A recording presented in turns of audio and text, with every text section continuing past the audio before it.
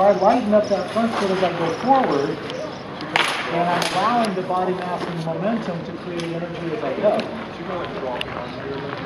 Ideally, the easiest way to kill someone is to jump on the landmarks, because that's effectively what I'm doing. If I throw this shot here, I'm reaching up, lifting up the body as I'm moving forward, and by relaxing this leg, it collapses, and the whole house of cards comes coming down on the head.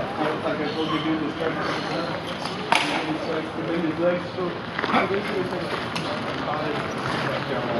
So you're always trying to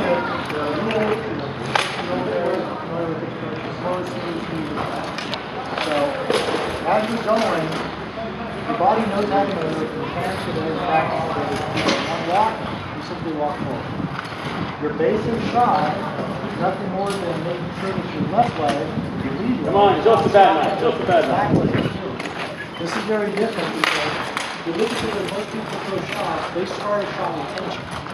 They're in position, they want to strike hard, so they tighten up their arm and their shoulder, and they flash out the arm and they kill you. That's why arm and shoulders die, because they're working twice as hard to make up for it. Well, the other technique, if you're starting with all this tension, is you actually start by relaxing. I'm here, I'm in a balanced position. When I go to throw the shot, the first thing I do to initiate this whole shot is simply let the front leg relax. Because that's going to generate forward momentum. Ultimately, what I'm hitting on is core. If you're used to martial arts, you're extending your ki, you're projecting your ki towards your opponent, you're drawing energy up from the ground, that's the vocabulary. In this case here, I'm finding my feet and my balance, using that core muscles, quads, glutes, abs, all of these muscles to get energy generated towards your opponent. And notice I've done literally nothing with my hands. Because if I'm doing what we call our basic number one shot, when I throw the shot right here, where am I hitting it?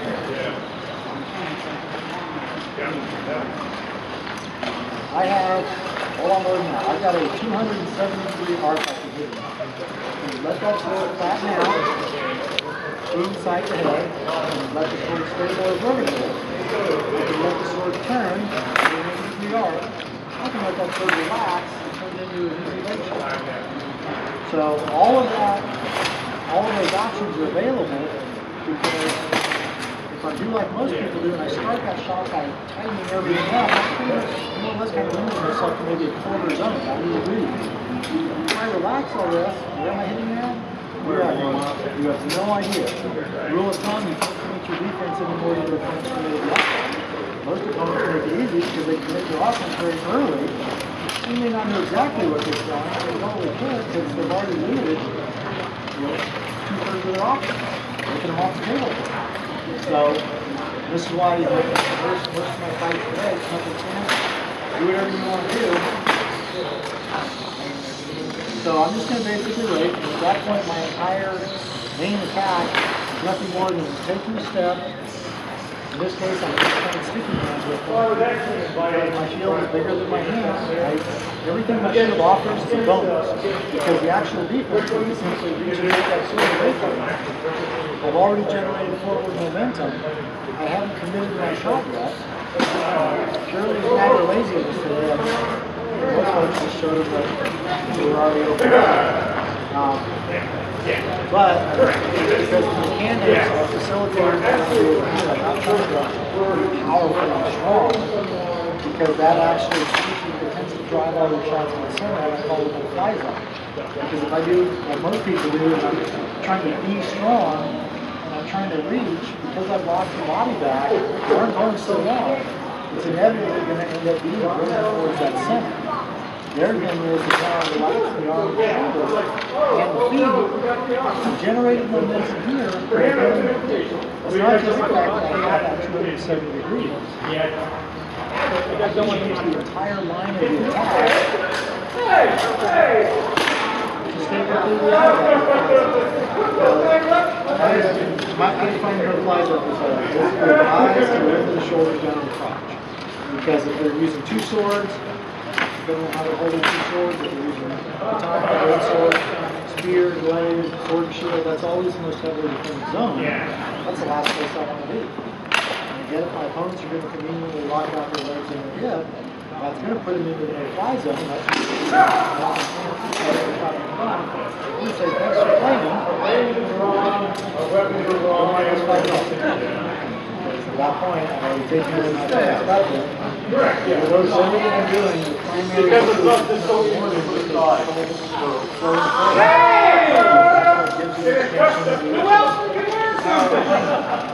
but you're able to generate all that around the particular shot, so you're not getting the sequence while you're doing it.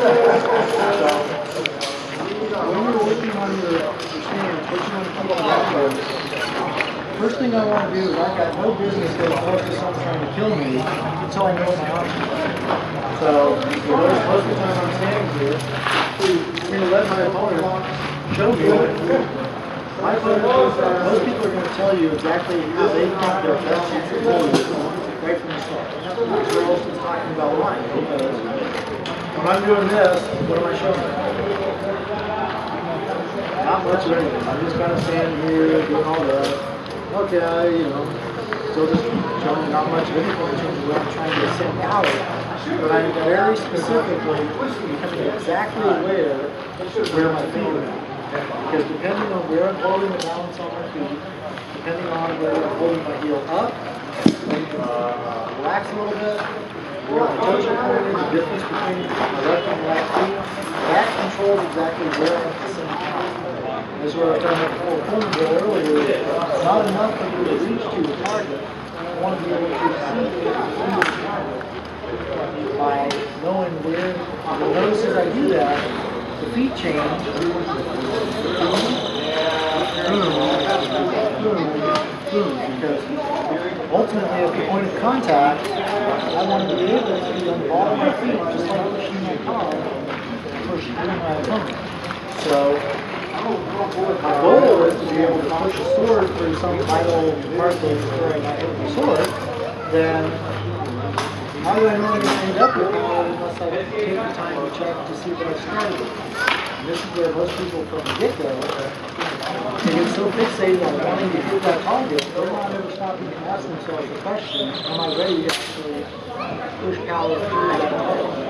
So how his feet shifted, you feel your feet shifting a little bit as you kind of find where to drive. That's part of that difference. And really, even that little adjustment that you're doing at the end, you do before you select your point B, because you want to make sure it's there and there's nothing disconnected from while it's happening. If I want to reach over boom, the point that I'm making contact, I don't need to make any more adjustments. You see, I'm actually letting it stop. That's letting all of that energy I created soak in to whatever my intended target is. So, watch the holster that I fight is worries me that I need to start seeing the detail. But I assure you that if we're both in team, that fight is a quarter of an inch to a quarter of a second.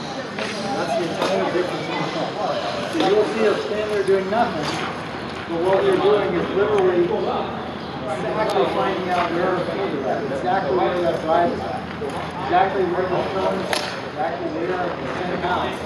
So if I don't have everything lined up exactly, I'm ready to leave. I'll just do it against a top quality fighter, they're going to be able to pick up the walk. So I have to know all that stuff before I commit my life and my weapon to a shot. So this is where I come out and stand.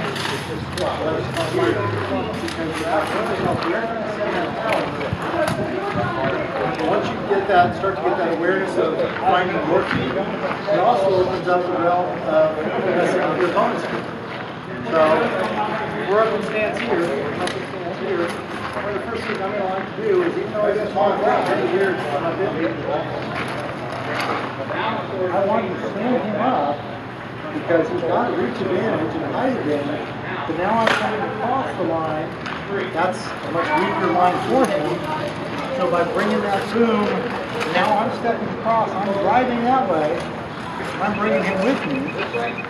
Nothing more than 2 steps, but I've now taken him significantly away from a more balanced starting position, putting him into a much less balance.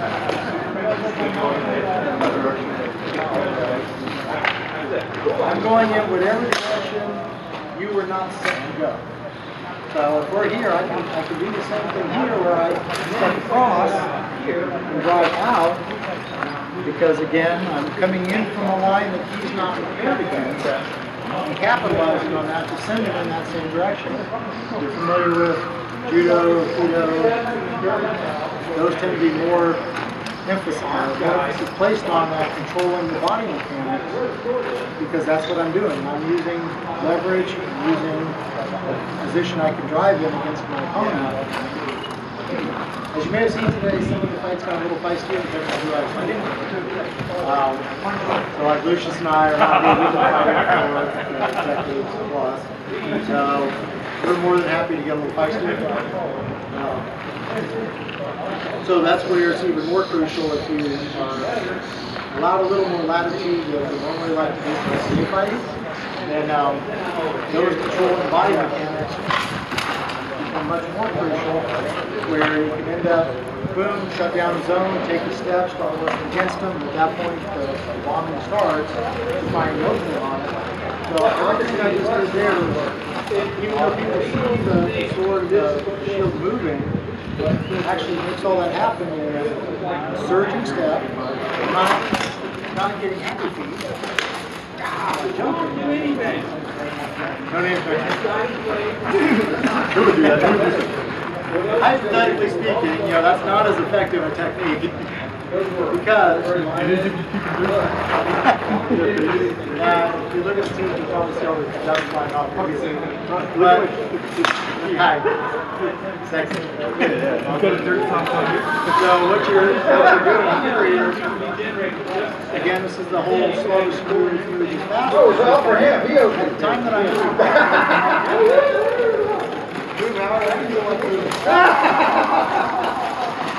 Okay, anybody want to do the long sword class? Is this where you want to fight the different?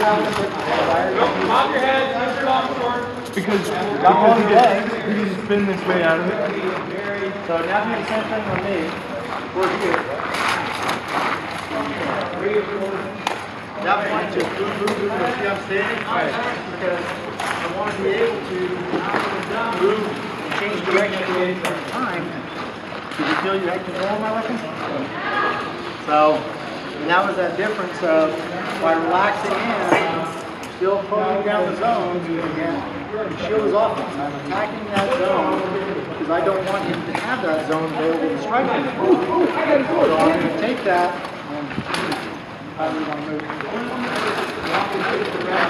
Attack that, sticky hand, shut down that zone at the same time, make sure I relax my shoulder so that you guys are doing similar to what I'm doing here. And then at that point, we'll see about if he needs to move a little bit, that's fine. I don't really care if it's moving, because even if he goes to continue to move,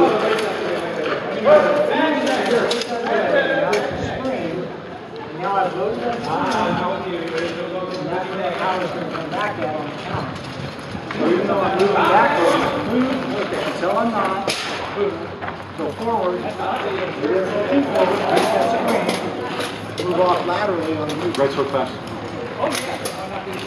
So this is where what I try to emphasize to folks is that most of dual fighting mechanics all start as I like to put it, the party's in the pants.